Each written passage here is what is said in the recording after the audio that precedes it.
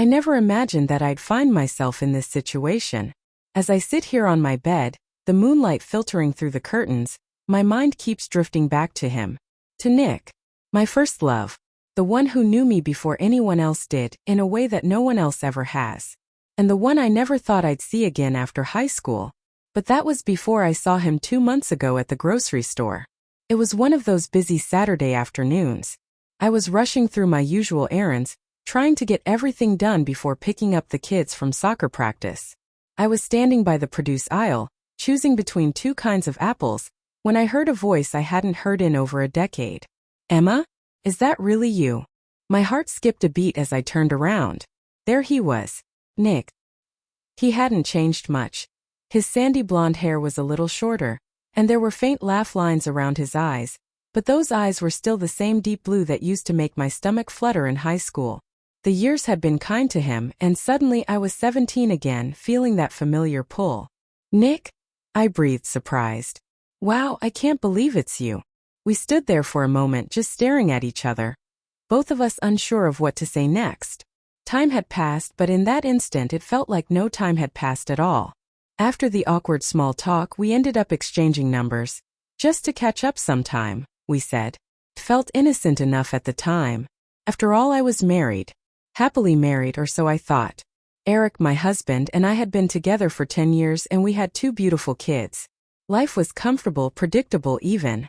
Maybe too predictable. But I told myself that reconnecting with Nick was just about revisiting old memories, nothing more. A week later, Nick texted. Just a casual, "Hey, how have you been?" And that led to a string of messages. At first, they were lighthearted and nostalgic, reminiscing about old high school memories. At first, our messages were innocent, filled with harmless banter about the good old days. We'd laugh about teachers we disliked, the awkward prom dance, and how I used to cheat off Nick in math class. Felt safe, harmless. But gradually our conversation started to change. Nick began asking about my life now, how things were with Eric, if I was happy. It wasn't a question I had really thought about in a while. Happiness had become this routine, a series of checkboxes. A stable marriage, a nice house, kids doing well in school. On paper everything was fine. But when Nick asked me if I was truly happy, I hesitated before answering. Yeah, I guess I am. I mean, things are good, I can't complain, I replied. But even as I typed the words, I realized I wasn't entirely convinced. I never told Nick the whole truth. I didn't mention the distance that had quietly grown between Eric and me over the years. How we had slowly fallen into a pattern where we lived side by side but no longer really shared anything. The passion that had once been there had dulled, replaced by the mundane responsibilities of life. But who doesn't experience that after years of marriage, right? Nick didn't push for details, but I could sense he understood more than I let on. His replies were always thoughtful, always the perfect mix of supportive and flirtatious. And I found myself looking forward to his texts more than I should have. Each ping on my phone sent a little thrill through me, like a secret I couldn't wait to indulge in. The first time we met up for coffee, it still felt innocent enough. Just 2 old friends catching up, sitting in a corner booth of a small cafe downtown. But even then, there was an undeniable tension between us. His eyes lingered on mine a little too long, his smile a little too knowing. I felt a warmth in my chest that had been missing for years, something electric and alive. Do you ever think about high school? Nick asked, leaning back in his chair, his gaze locked on mine. About us. The question hung in the air, heavy with unspoken meaning. I bit my lip, feeling a nervous flutter in my stomach. Sometimes, I admitted softly. It feels like a lifetime ago. It does, he agreed. But at the same time it feels like yesterday. There was something in the way he said it, something that made me feel like I was that girl again, the one who was wild and free before life became so predictable. I glanced down at my wedding ring, the weight of it suddenly feeling heavier than usual. After that coffee date, things escalated quickly. We started meeting up more often, under the guise of just catching up, of course, but there was always this undercurrent between us, this unspoken attraction that kept pulling me closer to him. One afternoon, after another innocent meetup, he suggested taking a walk through the park where we used to hang out in high school. It was a quiet spot, mostly hidden from view. And as we strolled through the familiar paths, the memories came flooding back. We reached the old bench where we'd shared our first kiss, and suddenly everything I had been trying to push down came rushing to the surface. Nick stopped walking and turned to face me. His hand brushed against mine. A touch so small yet so full of intent that my breath caught in my throat. "Emma, I've missed you," he said, his voice low, his eyes dark with something I hadn't seen in so long. "I never stopped thinking about you." I should have stepped back. I should have walked away. But instead I found myself leaning in, my heart racing, my body betraying every rational thought in my head. "I've missed you too," I whispered, barely able to meet his gaze. And before I knew it, his lips were on mine. The kiss was soft at first, hesitant, as if we were testing the waters. But then something shifted and it became deeper, more urgent. All the emotions I had buried over the years, all the longing and frustration, came pouring out in that kiss. It was like a dam had broken inside me, and suddenly I was overwhelmed with this desperate need to feel something again, to feel alive. When we finally pulled apart, both of us breathless, the reality of what had just happened began to sink in. I was married. I had a husband, kids, a life that I had built with someone else. But standing there with Nick's hand still gently holding my face, I couldn't bring myself to feel guilty. Not yet. Instead, all I felt was the intoxicating rush of what had just happened. The thrill of breaking free from the monotonous routine my life had become. "We shouldn't have done that," I whispered, but even as I said the words, I didn't mean them. "Not really." Nick's eyes searched mine, and he gave me a small, knowing smile. "Maybe not," he agreed. "But I think we both know it was inevitable." I didn't argue. I couldn't. That night, when I went home to Eric and the kids, everything felt different. Eric kissed me hello as usual, asked me about my day, but all I could think about was Nick, his touch, his kiss, the way he made me feel like a version of myself I hadn't been in years. A version of myself I missed. I had crossed a line. And the worst part was deep down I knew that this wasn't the end. It was just the beginning. That night, after the kids were asleep and Eric had drifted off beside me, I lay awake, staring at the ceiling. My mind was racing, replaying every second of the kiss with Nick. I could still feel the softness of his lips, the heat of his breath, the way his hands had made me feel alive in a way I hadn't felt in so long. The guilt began to creep in, but it was faint. Like a distant whisper at the back of my mind, easily drowned out by the rush of excitement still buzzing through my veins. I tried to tell myself it was a mistake, just one kiss, a slip. But deep down I knew better. Something had been set in motion, and I wasn't sure I had the strength, or the desire, to stop it. Over the next few days, Nick and I kept texting, but now there was an undercurrent of something more. Something dangerous. Our conversations became flirtatious, full of innuendos and subtle hints that neither of us could ignore. "That walk in the park. It was nice," he texted one evening, the words innocent on the surface but heavy with implication. "Yeah, it was," I replied, my fingers hovering over the keyboard, debating whether I should say more. But before I could stop myself, I added, "I haven't been able to stop thinking about it." There it was, my admission. The acknowledgement that what had happened between us was far from over. Nick's response came almost immediately. "I've been thinking about it too. About you." I stared at the screen, my heart pounding. I could feel the pull, the magnetic force that kept drawing me back to him, despite every warning bell going off in my head. I was on the edge of something dangerous, but instead of backing away, I found myself leaning into it. "I want to see you again," he wrote. I knew I shouldn't. I knew I was playing with fire. But instead of doing the responsible thing, instead of shutting it down, I found myself typing. "When?" We met again a few days later. This time it wasn't in some public cafe or a park where we could pretend to be just friends. No, this time it was in a hotel room. I told Eric I had errands to run, nothing unusual. Just the same old Saturday routine. He barely looked up from the football game on TV as I grabbed my keys and left the house, my heart pounding with both excitement and dread. The drive to the hotel felt surreal, like I was outside my own body, watching myself make one bad decision after another. But with every mile that passed, the guilt faded, replaced by a growing sense of anticipation. I knew what was going to happen. I had known the moment I agreed to meet Nick again. When I arrived at the hotel, my hands were shaking as I texted him, letting him know I was there. A minute later, I saw him walking toward me across the lobby.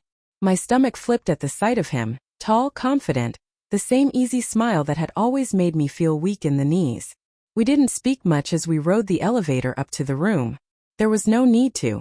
Everything we wanted to say had already been said in those stolen glances, those teasing texts. The air between us was thick with tension, the kind that made my skin tingle with anticipation. When the door to the room clicked shut behind us, it felt like we had entered another world. One where the rules didn't apply, where nothing outside of that room mattered. Not Eric, not my marriage, not the life I had built. It was just me and Nick, the past and the present colliding in a way that I couldn't resist. Nick stepped toward me, his eyes dark with the same hunger I felt burning inside me. He didn't waste time. His hands found my waist, pulling me close, and then his lips were on mine again. But this time the kiss wasn't hesitant. It was full of urgency, full of need. I melted into him, my body responding before my mind could catch up. The feel of his hands on me, the way he knew exactly how to touch me, brought back memories I hadn't realized I still carried. But this wasn't just about nostalgia. This was about everything I had been missing, everything that had been dulled and forgotten in the years of marriage and routine. Before I knew it, we were on the bed, our clothes scattered across the floor, and I was lost in him. Every kiss, every touch, every whispered word made me feel like I was on fire. I didn't care about the consequences. All I cared about was how he made me feel alive, desired, free. For the first time in years, I wasn't Emma, the wife or the mother. I was just me, the version of myself I had buried a long time ago. And for that brief, stolen moment, it felt like everything was right in the world. When it was over, and we lay there in the quiet of the hotel room, reality began to creep back in. The adrenaline faded, replaced by a gnawing sense of guilt that I had been able to ignore in the heat of the moment. Nick turned to me, brushing a strand of hair from my face, his touch soft and tender. "Are you okay?" he asked, his voice low, his eyes searching mine. I nodded, but the truth was I didn't know how I felt. Part of me was exhilarated, still riding the high of what had just happened. But another part of me was already beginning to regret it. Not because I didn't want it, but because I knew what it meant. "I'm fine," I whispered, forcing a smile. I don't know what happens now." Nick propped himself up on one elbow, his gaze steady. "We don't have to figure it out right now," he said gently. "Let's just take it one step at a time." But I knew it wasn't that simple. I had crossed a line I couldn't uncross. And as much as I wanted to stay in that hotel room, in that bubble where nothing else mattered, I knew that eventually, I'd have to face the consequences. We got dressed in silence, the weight of what we had done hanging heavy in the air between us. I didn't know what to say, didn't know how to bridge the gap between what had just happened and the life I had waiting for me at home. As I drove back, my mind was a whirlwind of conflicting emotions. Guilt, excitement, fear, longing. I had never felt so alive, yet so trapped at the same time. I knew this wasn't the end. Nick and I had crossed a threshold and there was no going back. But I didn't know where this would lead, or how long I could keep up the lie. All I knew was that I wasn't ready to give up what Nick made me feel. Not yet. Over the next few weeks, Nick and I kept seeing each other, always in secret, always behind Eric's back. We met in hotel rooms, in quiet corners of town where no one would recognize us. Every time I left him, the guilt gnawed at me a little more, but it wasn't enough to stop me. The pull of being with him, the thrill of the secrecy, the rush of doing something so wildly out of character, it was all too intoxicating. Eric didn't suspect a thing. Or if he did, he didn't let on.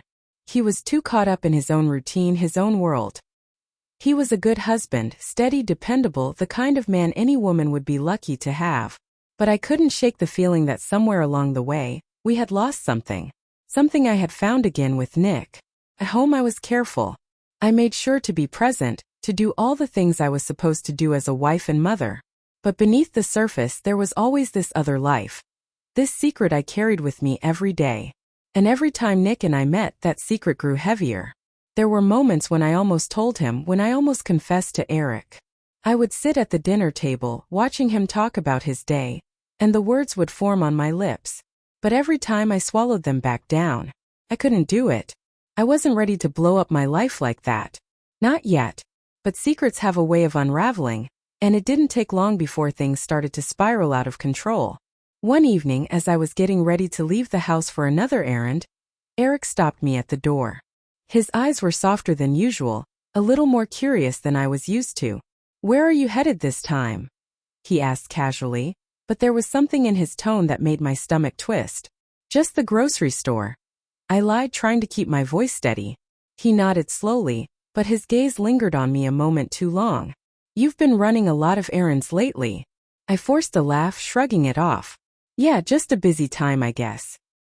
He didn't press any further, but as I drove away, my heart pounded in my chest. Had he started to notice? Had I been careless? I couldn't shake the feeling that the walls were closing in, that the lies were becoming too heavy to carry. And yet I still found myself pulling into the parking lot of the same hotel, my heart racing with anticipation. Even with the growing suspicion at home, even with the guilt that was becoming harder to ignore, I couldn't stop. I couldn't let go of the way Nick made me feel, the way he reignited something inside me that I thought had long since died. As I walked down the hallway toward the room, I tried to push Eric's lingering questions out of my mind. I told myself I could handle it, that I could keep my lives separate. But as I knocked on the door and Nick opened it with that familiar smile, a part of me knew I was teetering on the edge. Inside the room, Nick pulled me into his arms, and for a moment, I let myself forget everything else. I melted into him, losing myself in the warmth of his touch, the softness of his lips on mine. It was so easy to fall back into this, to pretend, even if just for a little while, that there was no outside world. No husband, no marriage, no consequences. But the illusion was starting to crack. That evening, after we had spent hours tangled together in the hotel room, Nick rolled onto his back, staring up at the ceiling.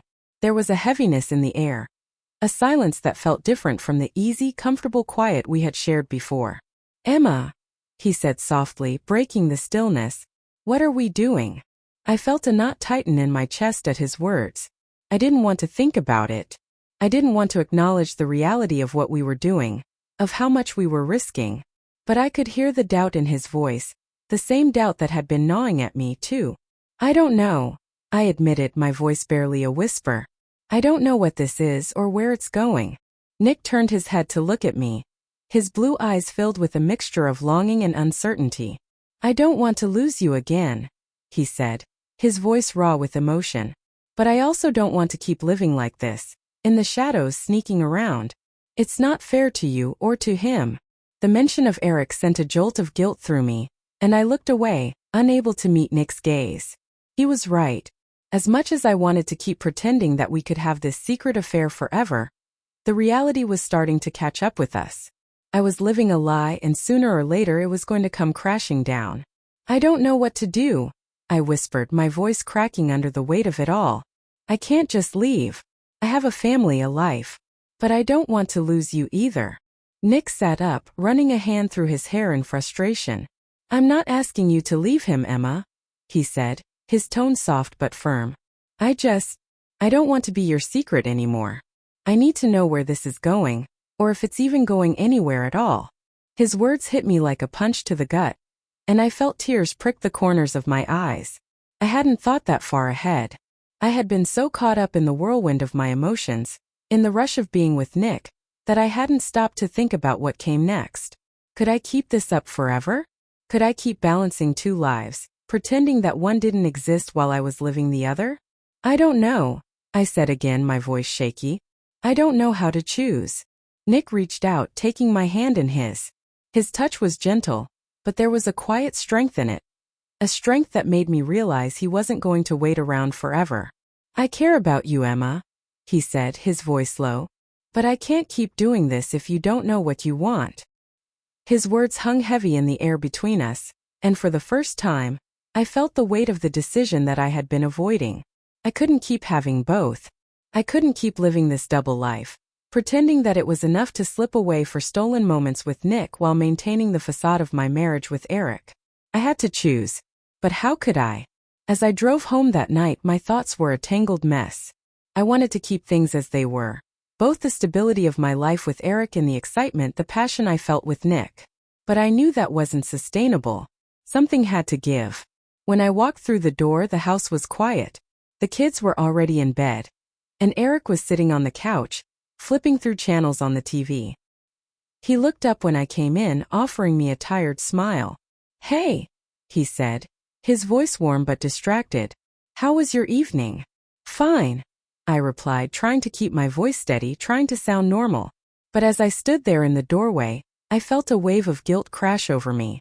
I had just been with another man, lying to my husband's face, and he had no idea. The weight of it all was becoming unbearable. Eric turned his attention back to the TV, but something in his expression caught my attention.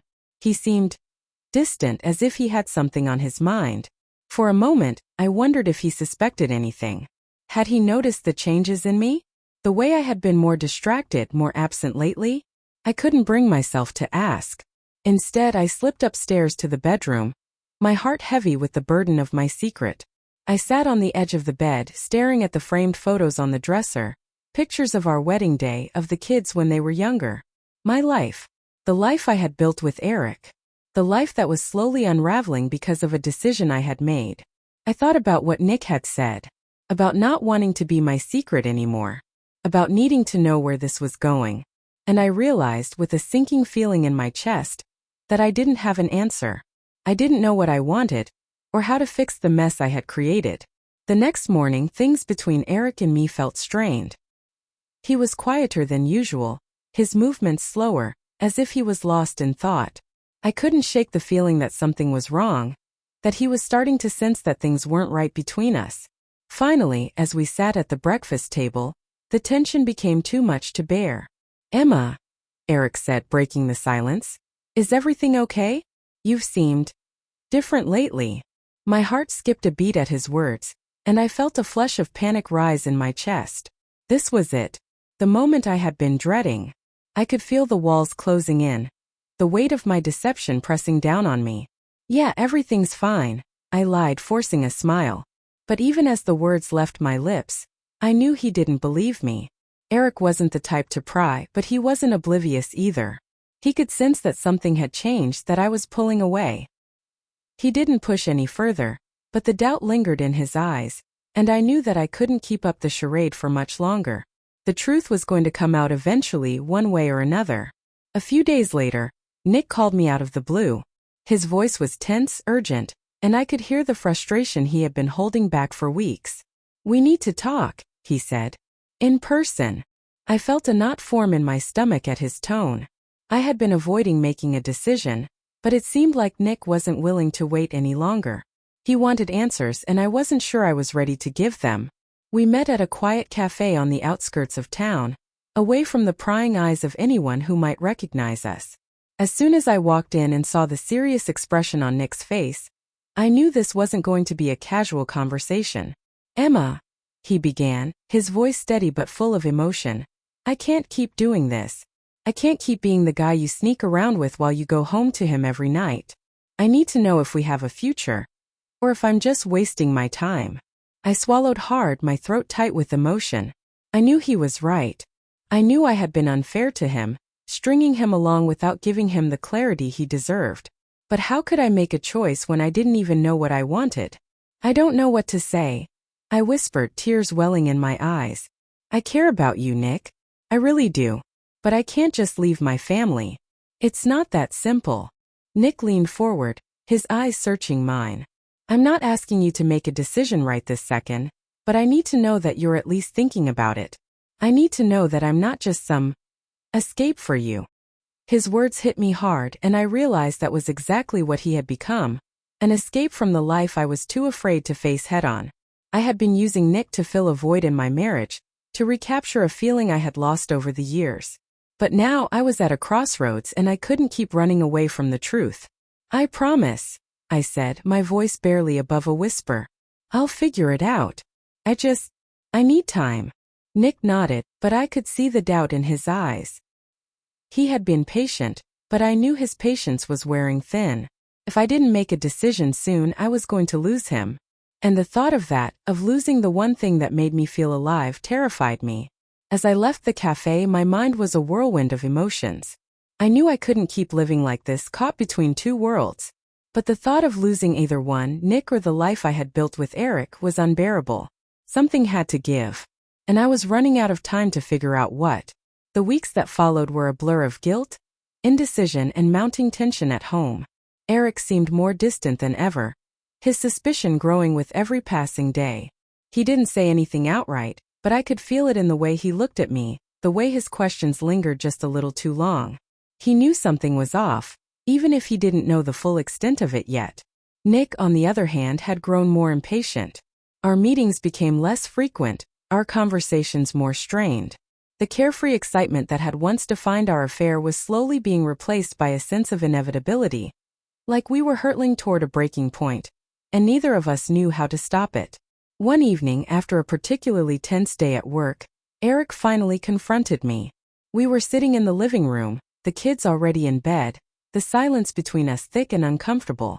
"Emma," he said quietly, "I need to ask you something, and I want you to be honest with me." My heart skipped a beat, and I felt my palms begin to sweat. This was it, the moment I had been dreading. "What is it?" I asked, trying to keep my voice steady. He turned to face me, his eyes filled with a mixture of sadness and uncertainty. "Are you seeing someone else?" The question hung in the air, heavy and suffocating. I felt my chest tighten, my throat constricting as I struggled to find the words. This was the moment of truth, the moment where everything I had been hiding would either come crashing down or be buried once again. For a brief second I considered lying. I considered telling Eric what I had been telling myself for months, that nothing was really happening, that it was just in his head. But as I looked into his eyes, filled with a quiet desperation, I realized I couldn't do it. I couldn't keep lying to him, to myself. My voice cracked, and I had to swallow hard before I could continue. "I've been seeing someone, but it's not what you think. It's complicated." The silence that followed was deafening. Eric's face paled, his eyes widening in disbelief. He didn't say anything for what felt like an eternity, and the weight of my confession hung between us like a dark cloud.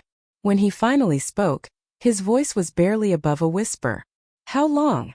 I looked away, unable to meet his gaze. "A few months." Eric's breath hitched, and I could see the pain etched across his face. He stood up abruptly, running a hand through his hair as he paced the room. "I don't understand, Emma. I thought we were okay. I thought everything was fine." Tears welled up in my eyes, and I wiped them away quickly. "It's not that simple, Eric. We've been distant for a long time. I didn't mean for this to happen, but it did," he interrupted, his voice sharp. "And you didn't stop it." The truth of his words hit me hard. He was right. I hadn't stopped it. I had let myself get swept up in something I knew was wrong, and now I was paying the price. "I'm sorry," I whispered, my voice breaking. "I didn't want to hurt you." Eric's face crumpled, and for a moment I thought he might cry. But instead he just nodded, his shoulders slumping in defeat. "I need some time," he said quietly, turning away from me. "I need to figure out what this means for us." As I watched him walk away, the full weight of what I had done settled over me. I had hurt him. I had broken something between us that might never be fixed. And now I had no idea what the future held, for my marriage, for Nick, or for myself. In the days that followed, the house was filled with an unbearable tension. Eric and I barely spoke, our interactions limited to the necessities of everyday life. The kids could sense something was wrong, but I couldn't bring myself to explain. How could I? How could I tell them that their mother had betrayed their father in the worst possible way? I hadn't seen Nick since the confession. I hadn't even spoken to him. It felt wrong to reach out, like I was pouring salt in a wound that was already too deep. I knew he was waiting for me to make a decision, but now I wasn't sure I had one to make. One evening, after the kids were in bed, Eric sat down across from me at the kitchen table. His face was calm, but his eyes were tired, like he hadn't slept in days. "I've been thinking," he began slowly, his voice steady but fragile, "about us. About everything that's happened." I held my breath, waiting for the words that would decide the future of our marriage. "I'm not going to pretend this didn't happen," he continued. "And I'm not going to pretend that things will ever be the same. But I want to try. For the kids. For us." A wave of relief washed over me, but it was quickly followed by a deep sense of guilt. How could he forgive me so easily? How could he want to try after everything I had done? "I don't deserve this," I whispered, tears stinging my eyes. Eric sighed, running a hand through his hair. Maybe not, he said quietly. But we've been through too much to just throw it all away. His words hit me hard, and I realized in that moment how much I had taken for granted. Eric wasn't perfect, and neither was our marriage, but he was willing to fight for us. He was willing to try, even after I had betrayed him. I want to try too, I said, my voice shaky but sincere. I don't know how to fix this, but I want to try.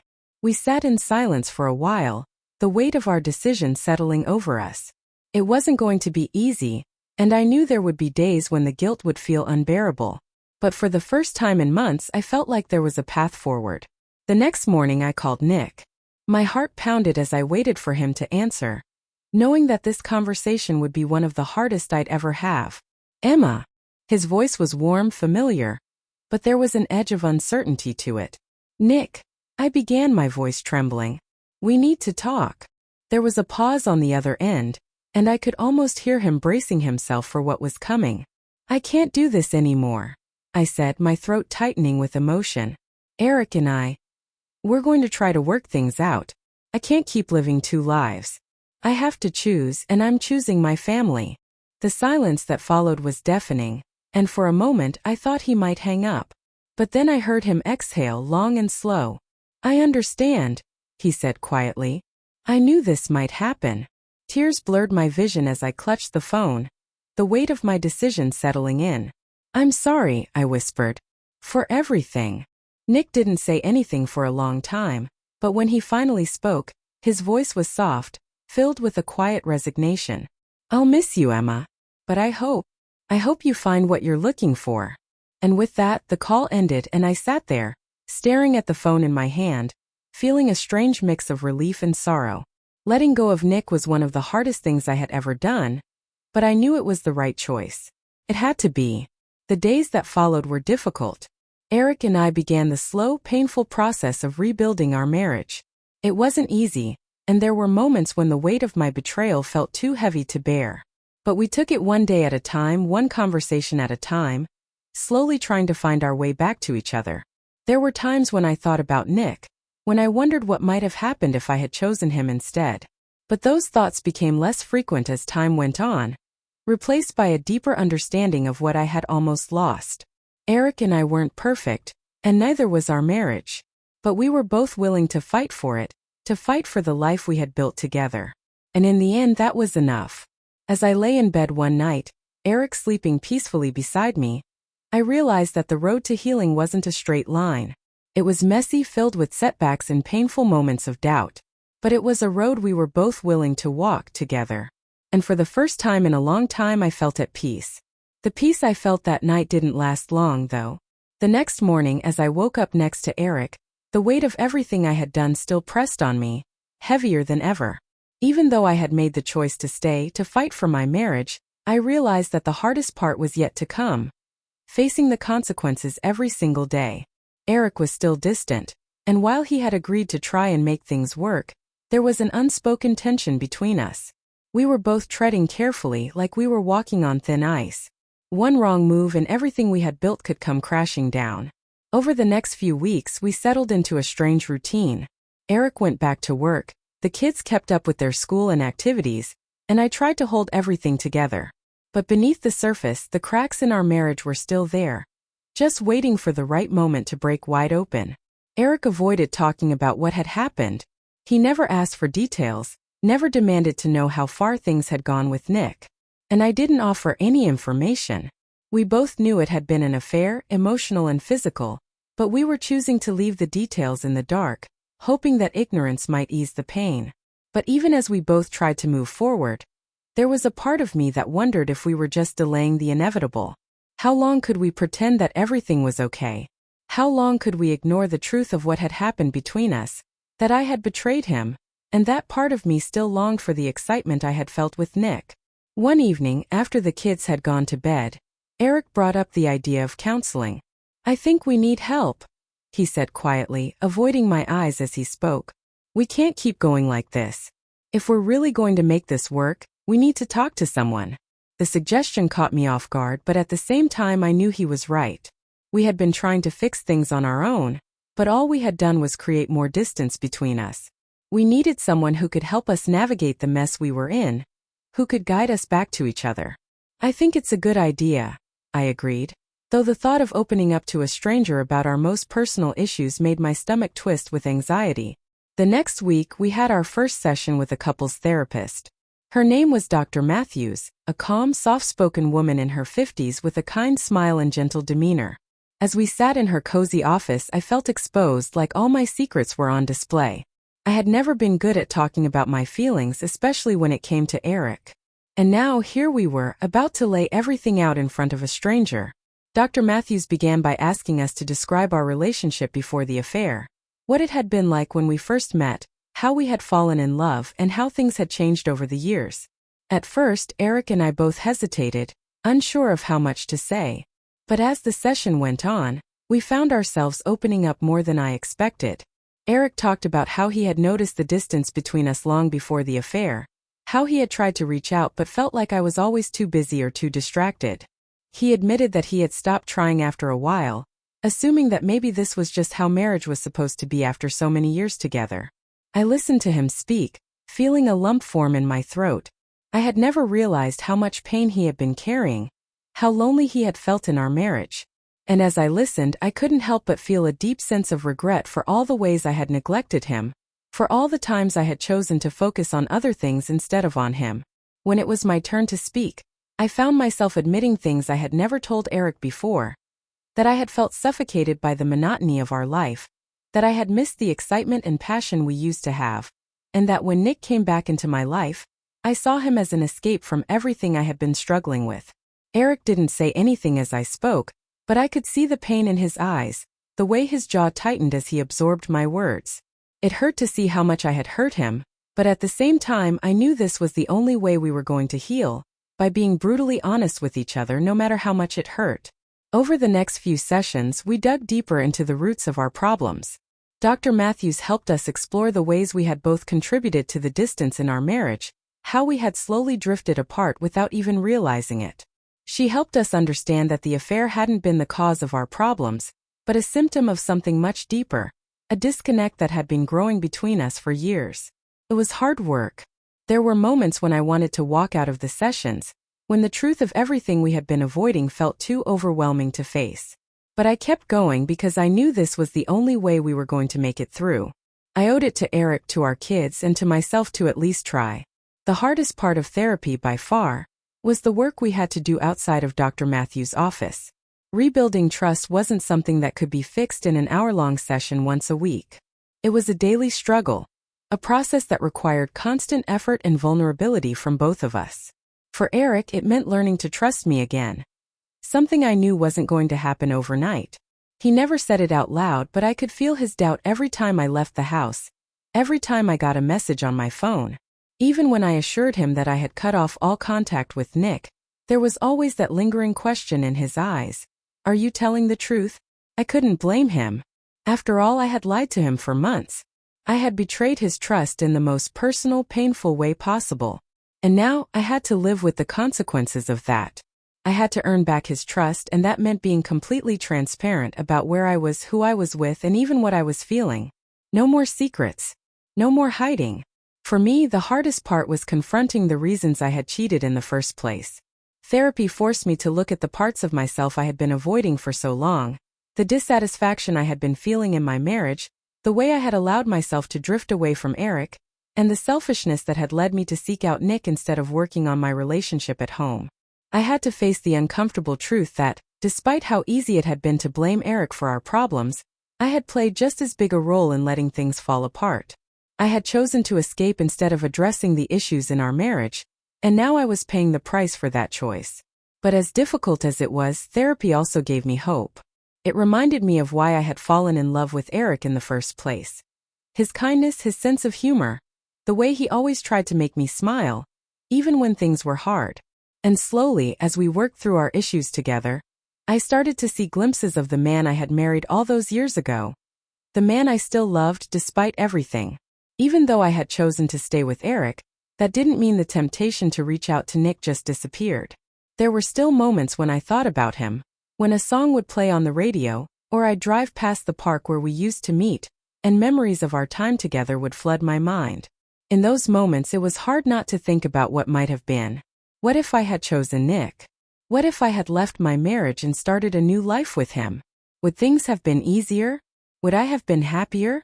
But as soon as those thoughts crept in, I forced myself to remember why I had made the choice I did. Nick had been a temporary escape, a fantasy that couldn't survive in the real world. What we had was based on excitement and secrecy, not the deep, lasting connection that Eric and I had built over the years. There was one night, though, when the temptation nearly got the better of me. It was late, Eric was already asleep, and I was sitting alone in the living room scrolling through my phone. I hadn't heard from Nick since the day I told him it was over, but his name was still saved in my contacts. All it would take was one text, one message to see how he was doing, to feel that connection again. I hovered over his name for what felt like an eternity, my heart pounding in my chest. The urge to reach out was strong, stronger than it had been in weeks. But then as I stared at the screen, I thought about everything Eric and I had been through, everything we were still working on. If I sent that message, it would undo all the progress we had made. It would be another betrayal, another wound that might never heal. With a deep breath, I deleted Nick's number from my phone. It was a small step, but it felt like a monumental decision. Letting go of Nick wasn't just about ending the affair. It was about letting go of the fantasy I had been holding on to. The idea that someone else could fill the void I had been feeling in my life. It was time to stop running away from my problems and start facing them head-on. As the months went by, something unexpected began to happen. The more Eric and I worked on our relationship, the closer we became. It wasn't an overnight transformation. We still had our struggles, our moments of doubt, but slowly we started to rediscover each other. We began doing little things that we hadn't done in years. Eric would leave me sweet notes in the morning before he went to work, and I found myself looking forward to our evenings together, even if it was just watching TV on the couch. We started going on dates again, trying new restaurants or taking the kids to the park on weekends. It was like we were learning how to be a couple all over again. One night, after a particularly long day, we found ourselves sitting on the porch, sharing a bottle of wine. The kids were inside, already asleep, and the cool evening breeze felt refreshing after the heat of the day. Eric turned to me, his eyes soft in the dim light. "I never thought we'd get here," he admitted, his voice quiet.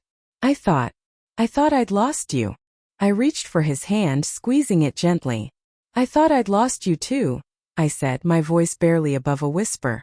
"But we're still here." It wasn't a grand, sweeping declaration of love. It was quiet, simple, and real. And for the first time in a long time, I felt like we were on solid ground again.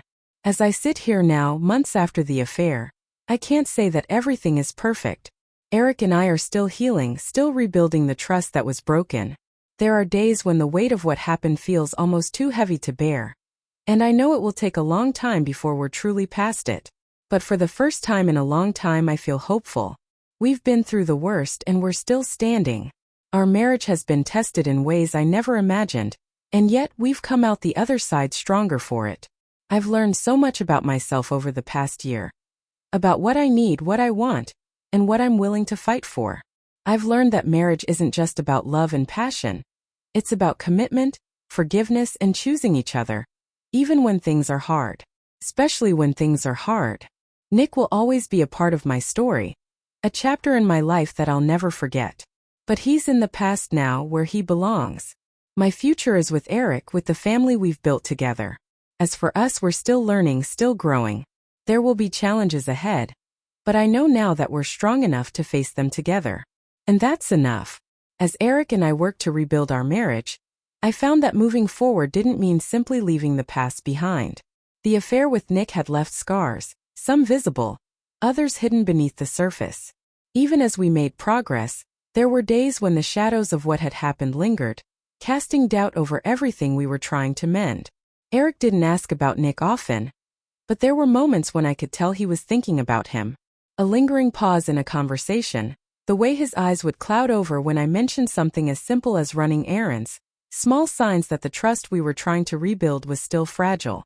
One evening, about 6 months after our first therapy session, Eric and I sat together on the couch, watching one of those mindless reality shows we'd gotten into. It was a rare moment of calm. The kids were already in bed, and for the first time in a while I felt like things between us were almost normal. But as the show went to a commercial break, Eric turned the TV down and shifted in his seat. His expression was serious, and I felt my stomach tighten, bracing myself for whatever was coming. "I need to ask you something," he said, his voice steady but with an underlying tension that made my heart race. I nodded, my hands instinctively gripping the edge of the couch cushion. "Okay." He took a deep breath, looking down at his hands before meeting my eyes. "Do you still think about him?" The question hung in the air between us, heavy and loaded with everything we had been avoiding. My chest tightened, and for a moment I wasn't sure how to answer. Because the truth was, sometimes I did think about Nick. Not in the way I used to, not with the same longing or excitement, but in a quieter, more reflective way. He was a part of my life now, a part of my story, and I couldn't erase that no matter how hard I tried. But I also knew that telling Eric the full truth wouldn't help us. He needed reassurance, not more reasons to doubt. "I don't think about him like that anymore," I said carefully, choosing my words. "Nick was a mistake. I know that now. But it's over and I'm here with you. That's what matters." Eric studied me for a long moment, his eyes searching mine for something, truth perhaps, or maybe just a glimmer of the woman he used to know. Finally he nodded, his shoulders relaxing just slightly. "Okay," he said quietly, turning the TV back up. But I could tell that part of him wasn't completely satisfied with my answer. And honestly, part of me wasn't either. Over time I realized that the hardest thing about recovering from the affair wasn't just about repairing the damage to my marriage. It was also about dealing with the guilt that continued to weigh me down. No matter how much progress Eric and I made, there was always this nagging voice in the back of my mind, reminding me of what I had done, of how close I had come to destroying everything. Some days it felt like I was living in two worlds. In one, I was the wife and mother, doing my best to be present for my family, to show Eric that I was committed to us, to our future. But in the other world, the world that existed in the quiet moments when I was alone, I couldn't escape the guilt, the overwhelming sense that I had broken something irreparable. The smallest things could trigger it. A song on the radio that reminded me of Nick, a text from a friend asking how things were going, or even just a passing thought about the life I had almost chosen. Every time it happened, I felt a pang of regret, not for choosing Eric, but for allowing myself to get to the point where I had to choose at all. One night, while Eric was working late, I found myself sitting on the back porch, sipping a glass of wine and staring out at the darkened yard. The house was quiet, the kids were asleep, and for the first time in a while, I felt the weight of everything settle over me like a heavy blanket. I couldn't help but wonder, had I really made the right choice? Eric and I were doing better, but there were still moments when things felt strained, when it was clear that the wound of my betrayal hadn't fully healed. Would it ever? Or would this always be a part of our marriage now? This shadow that followed us, reminding us of what had happened? I thought about Nick, about the brief, fleeting happiness I had felt with him. It had been a different kind of happiness, one fueled by excitement and danger, by the thrill of doing something I wasn't supposed to. But it hadn't been real. Not in the way my life with Eric was real. Nick had been an escape, a fantasy that couldn't last in the real world. And yet, I couldn't deny that part of me missed the feeling he had given me, the feeling of being wanted, desired, of being seen in a way that I hadn't felt in years. As I sat there, lost in my thoughts, I realized that maybe part of the reason I couldn't fully let go of the guilt was because I hadn't forgiven myself. Eric had chosen to forgive me, to try and move forward with our marriage. But I hadn't given myself that same grace. I was still punishing myself for what I had done, still holding on to the belief that I didn't deserve the happiness I had now. The realization hit me hard like a punch to the gut. I had been so focused on making things right with Eric, on repairing the damage I had caused, that I hadn't stopped to think about what I needed to heal. I had been carrying the weight of my guilt like a badge of shame, believing that I had to suffer for my mistakes, that I didn't deserve to move on. But the truth was, if I wanted our marriage to truly heal, if I wanted to build a future with Eric that wasn't weighed down by the past, I had to forgive myself too. I had to let go of the guilt, the regret, and the constant second-guessing.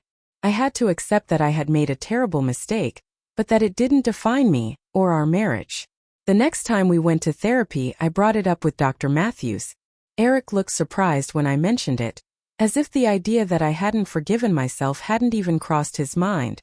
He had been so focused on his own pain, his own process of rebuilding trust, that he hadn't considered how much I was struggling with my own internal battle.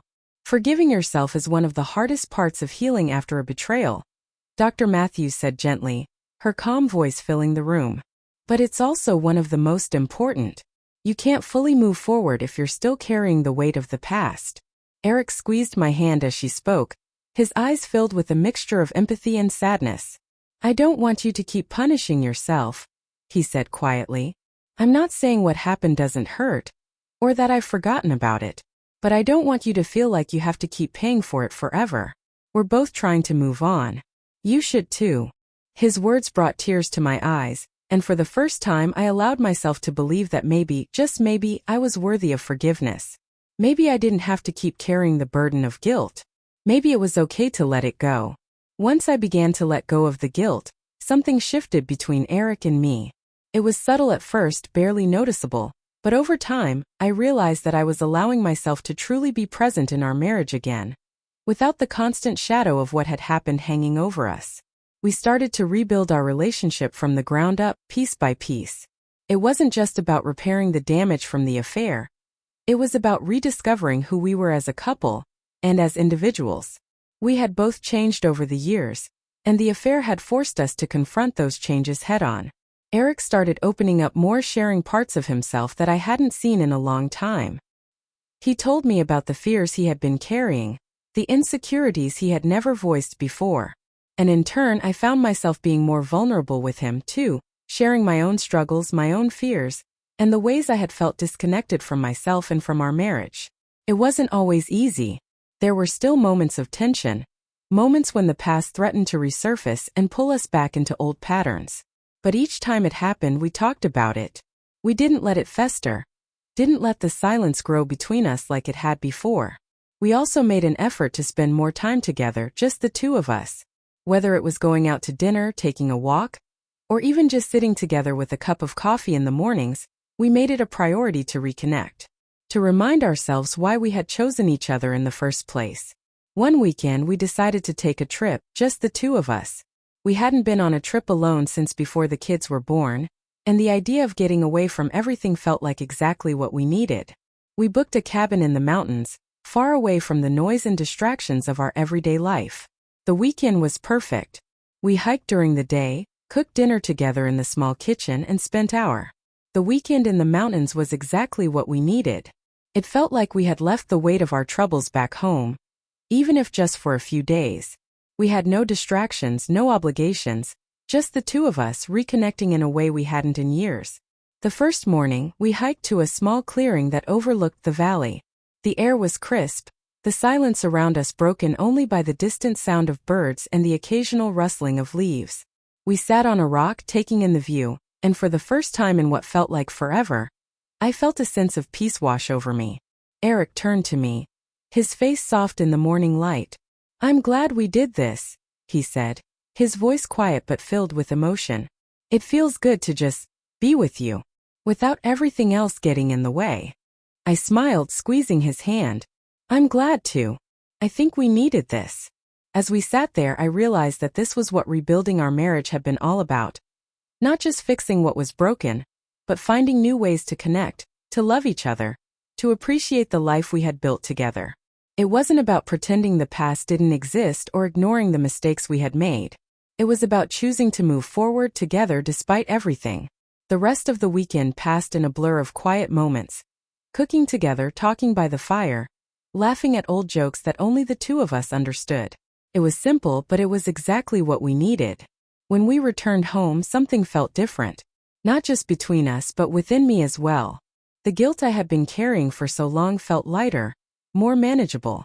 I had made mistakes, big ones, but I had also chosen to stay, to fight for my marriage, and that choice had led us to a place of healing I hadn't thought was possible. Eric and I were still a work in progress, but for the first time in a long time I felt hopeful about our future. We had been through hell, but we had come out the other side stronger, more connected, and more willing to put in the work to make our marriage thrive. There were still moments of doubt, moments when the past would creep up and remind us of what had happened. But now we faced those moments together. We talked about them, acknowledged them, and then chose to keep moving forward. I had also begun to forgive myself. It wasn't an easy process, and there were still days when the shame of what I had done would resurface.